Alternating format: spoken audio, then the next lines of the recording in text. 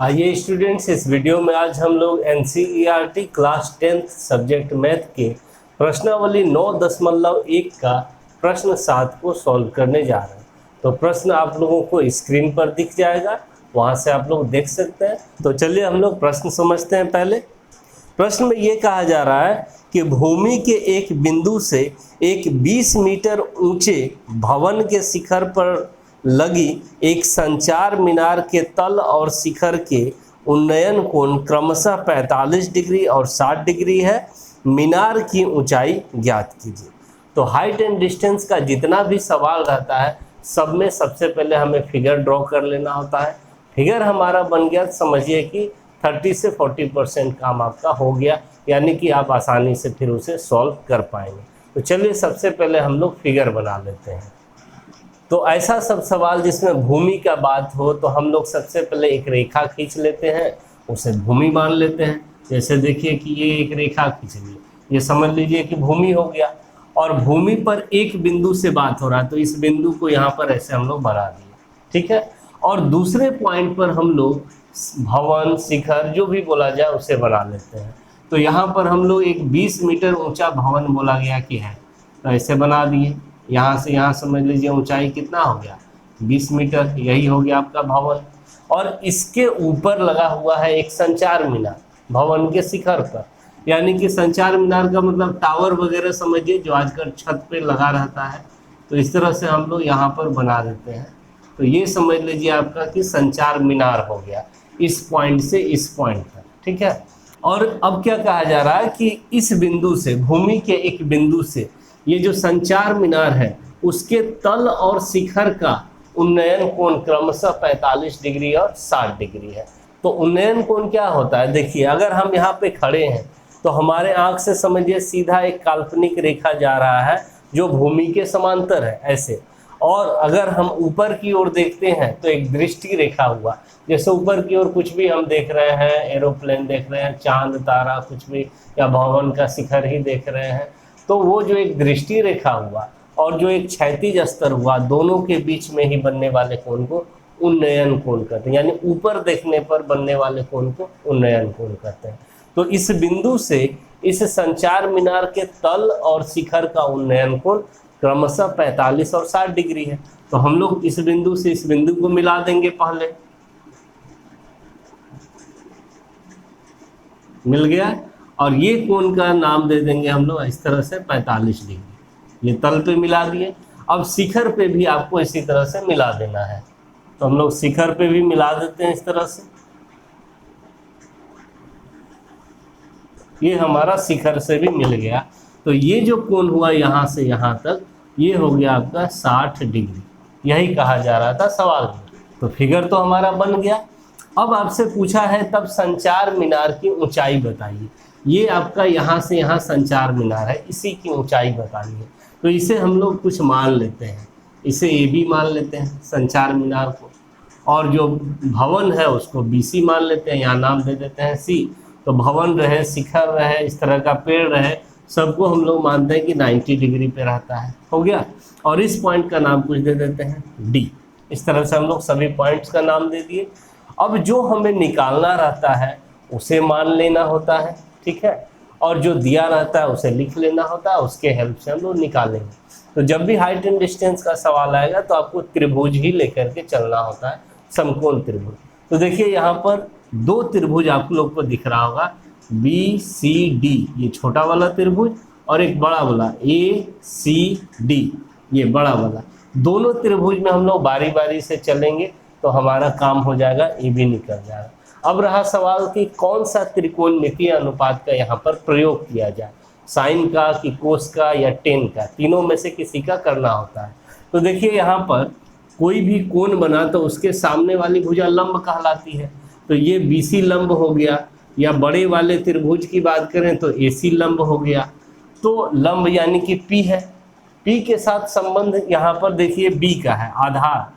ये जो CD है इस छोटे वाले त्रिभुज में भी है, और ये जो CD है ये बड़े वाले त्रिभुज में भी है, दोनों में कॉमन है। तो लंब और आधार हमें दिख रहा है, और लंब और आधार का अनुपात हमारा tan थीटा में आ जाता है। इसीलिए हम लोग दोनों त्रिभुज में टेन थीटा का ही प्रयोग करेंगे, यानी P/B जो लंब बटे आधार का फॉर्मूला होता है, इसको लगाएंगे तो हमारा सवाल आसानी से सॉल्व हो जाएगा। तो चलिए हम लोग शुरू करते हैं सॉल्यूशन। तो सबसे पहले हम लोग मान लेंगे कि माना संचार मीनार की ऊंचाई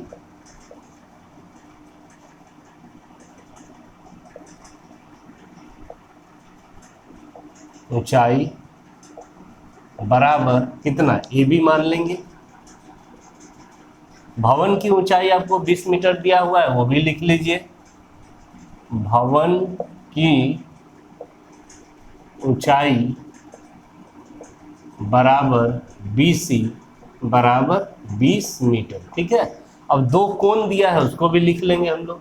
कोण BDC यहाँ से 45 डिग्री है ये वाला, तो इसको मान लीजिए θ1।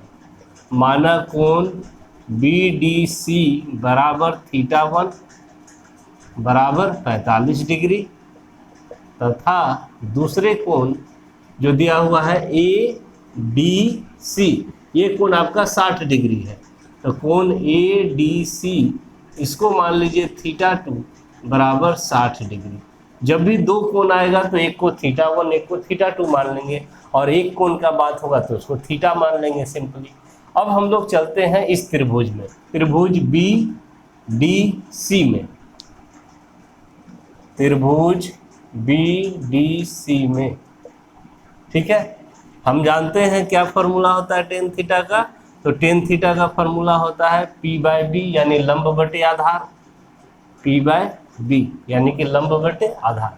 अब यहाँ पर हम लोग BDC में चलते हैं तो 45 डिग्री है, उसको θ1 माने हैं, तो यहाँ θ1 कर देते हैं।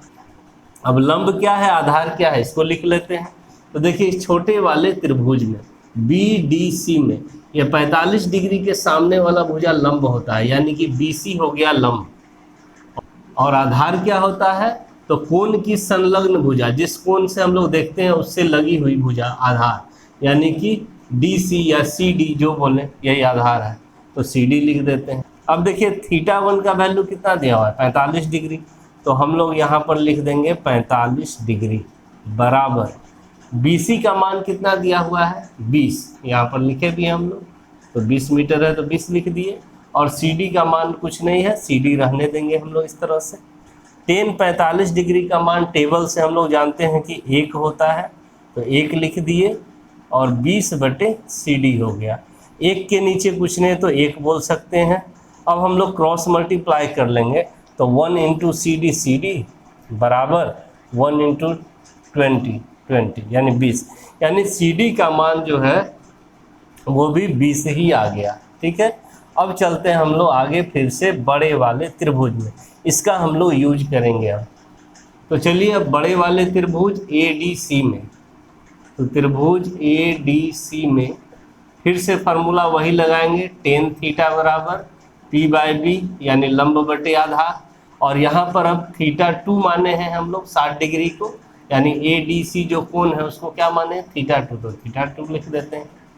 लंब क्या है इस त्रिभुज में, तो देखिए ADC में ये कोण है, तो इसके सामने वाला भुजा ये हुआ A से C तक, यही हो गया लंब AC, और आधार क्या है, तो आधार यही है 60 डिग्री से लगी हुई भुजा, संलग्न भुजा, यानी CD लिख दिए CD।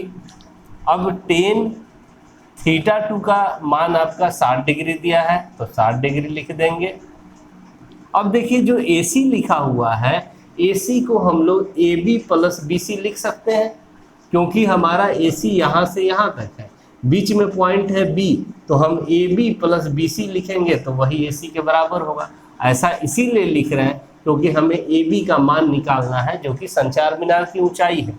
तो हम लोग AC को लिखेंगे AB प्लस BC, और नीचे CD, तो CD का मान आप लोग देखिए यहाँ से निकाल चुके हैं, कितना है 20, तो 20 रख देंगे यहाँ से, और यहाँ पर लिख देंगे साइड में, चूँकि CD बराबर 20, ये हम लोग पहले निकाल चुके हैं। अब देखिए यहाँ से, अब टेबल से टेन 60 डिग्री का मान कितना होता है, तो टेन 60 डिग्री का मान होता है √3, तो √3 हम लोग इस तरह से लिख देंगे इसके जगह पे, बराबर ए बी हमें निकालना है, ए बी रहने देंगे। बी सी का मान आपको 20 मीटर दिया है, ठीक है, तो बी सी के जगह पे हम लोग 20 लिख देंगे, और नीचे भी क्या है 20, और √3 के नीचे कुछ नहीं तो 1 तो मान सकते हैं। अब हम लोग क्रॉस मल्टीप्लाई कर लेते हैं। ए बी चूँकि निकालना है तो ए बी को बायां तरफ रख लेंगे, तो ए बी प्लस 20 ये जो है इसको हम 1 से गुना करेंगे तो यही रहेगा, यानी कि ए बी प्लस 20 ये इधर आ गया गुना हो गया इसके साथ, और ये इसके साथ गुना करके इधर, तो 20 गुना √3, 20√3 ये आ गया। अब यहाँ से ए बी बराबर कितना, तो ए बी बराबर हो जाएगा आपका 20√3, और ये 20 इधर प्लस में है, हम दाहिने तरफ भेज देंगे तो माइनस में चला जाएगा।